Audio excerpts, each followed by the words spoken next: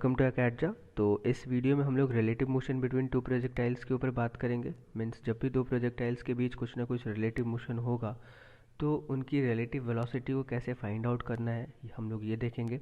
उसके बाद हम लोग देखेंगे कि अगर दो प्रोजेक्टाइल के बीच कुछ ना कुछ रिलेटिव मोशन हो रहा है तो वो एक दूसरे से कोलाइड करेगा, तो उस कॉलिजन्स के लिए क्या कंडीशंस रिक्वायर्ड होते हैं, राइट।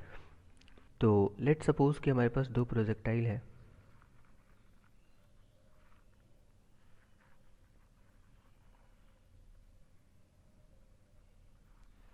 राइट,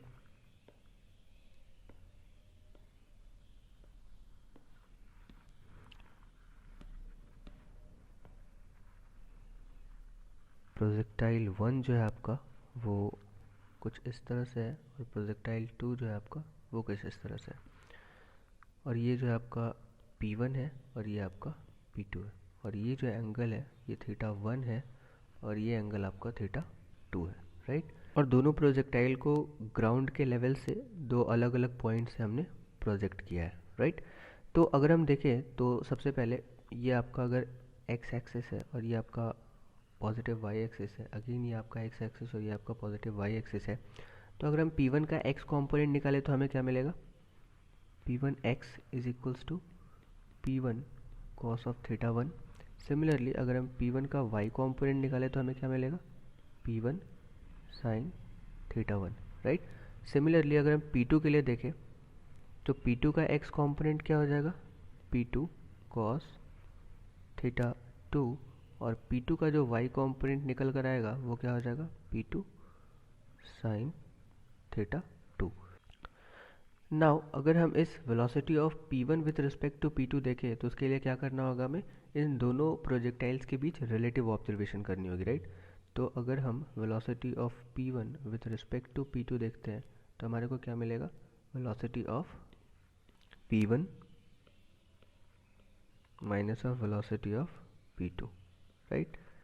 जैसा कि आप देख सकते हो कि P1 का दो कंपोनेंट है, एक x कंपोनेंट और एक y कंपोनेंट। सिमिलरली P2 का भी दो कंपोनेंट निकल कर आ रहा है, एक x कंपोनेंट और एक y component.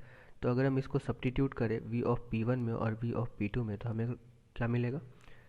v of P1 P2 is equals to v of P1 के जगह पे हम क्या रख सकते हैं?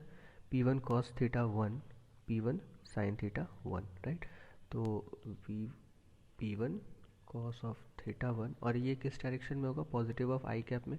अगर ये आपका पॉजिटिव ऑफ एक्स डायरेक्शन है तो पॉजिटिव ऑफ आई कैप। और इधर आपका क्या है? P1 sine theta one, right. तो plus of P1 sine theta one, और ये किस डायरेक्शन में? पॉजिटिव ऑफ वाई डायरेक्शन में। तो ये आपका पॉजिटिव ऑफ जे कैप हो जाएगा, राइट। और यहाँ से अगर हम यहाँ पे v ऑफ P2 के लिए सब्स्टिट्यूट करें तो हमें क्या मिलेगा? P2 cos theta to along I cap, positive of I cap. Similarly यहाँ पे क्या हो जाएगा आपका? Minus plus P2 sine theta two plus of j cap. क्योंकि दोनों प्रोजेक्टाइल का जो एक्स कंपोनेंट और वाई कंपोनेंट निकल कर आया है वो पॉजिटिव एक्स और पॉजिटिव वाई है, तो हमने यहाँ पे भी पॉजिटिव आई पॉजिटिव जे लिया है और यहाँ से हम ब्रैकेट को क्लोज कर देते हैं। तो अगर हम इसको फर्दर सॉल्व करें तो आई कंपोनेंट को हम कॉमन ले लेते हैं तो हमें क्या मिलेगा? P1 cos theta one minus of P2 cos theta two, और ये क्या हो जाएगा आपका? I cap. Similarly plus P1 sine theta one minus of P2 sine theta two, और ये क्या हो जाएगा? Along positive of j cap, right. तो ये जो आपका निकल कर आ गया वो क्या आ गया? Velocity of projectile one with respect to projectile two. आप इसको फॉर द मोर सिंप्लिसिटी मान सकते हो v of P1 P2 along x, और इसको आप क्या मान सकते हो? v of P1 P2 along y, right. क्योंकि यहाँ पे क्या था? आई कैप और यहाँ पे क्या था आपका? जे कैप। सो आप फाइनली ये भी लिख सकते हो velocity of P1 with respect to P2 is equals to velocity of P1 P2 along x plus of velocity of P1, यहाँ पे आपका P1 है, P2 अलॉन्ग y। तो आप इस तरीके से इसको याद रख सकते हो। और जब आप velocity of P1 P2 x देखो तो आप डायरेक्टली उसको क्या कर दो कि दोनों का जो x कंपोनेंट है उसको आप रिलेटिवली ऑब्जर्व करके उसका एक्सप्रेशन लिख दो। So for remembering purpose just remember this, और you can also remember this formula, right. तो so for remembering purpose just remember this, और you can also remember this formula, right. Now जैसा कि आप देख सकते हो कि v ऑफ P1 P2 का जो वैल्यू आ रहा है वो, नाउ जैसा कि आप देख सकते हो कि v ऑफ P1 P2 का दो कंपोनेंट है, एक अलोंग x है और एक अलोंग y है। तो अगर हम इसका ग्राफ के ऊपर देखें तो let this to be your x axis and this to be your y axis, right. तो आपका जो x एक्सिस पे होगा ये क्या हो जाएगा, v of P1 P2 along x वाला कंपोनेंट। सिमिलरली आपका ये जो होगा वो v of P1 P2 along y axis वाला कंपोनेंट हो जाएगा। तो देख सकते हो कि ये जो दो साइड है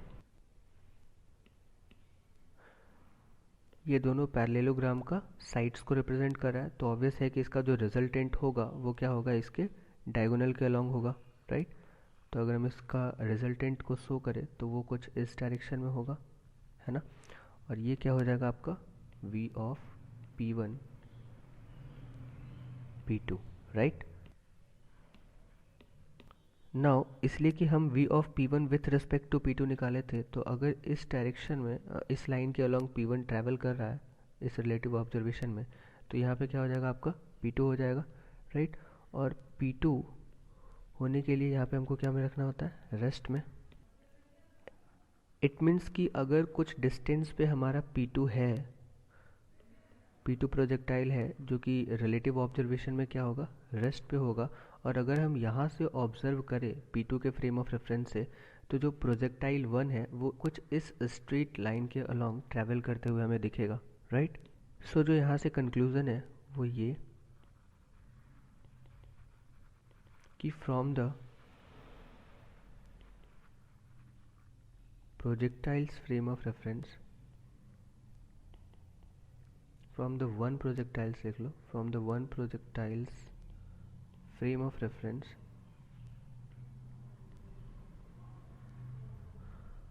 another projectile appears to move along straight line, right. लेकिन अगर इसको आप ग्राउंड के फ्रेम ऑफ रेफरेंस से ऑब्जर्व करोगे प्रोजेक्टाइल 1 को, तो ये क्या इस स्ट्रेट लाइन के अलोंग ट्रैवल करते हुए दिखेगा, ऑब्वियसली नहीं। ये जो होगा प्रोजेक्टाइल 1 वो कुछ कर्व लीनियर पाथ को फॉलो करते हुए दिखेगा, वो कुछ इस तरह से अपने पाथ को फॉलो करेगा, right. So it depends upon the frame of reference from where we observe the motion of this projectile. Now based on these conclusion we are going to drive one condition, and that condition is condition of collision between two projectiles,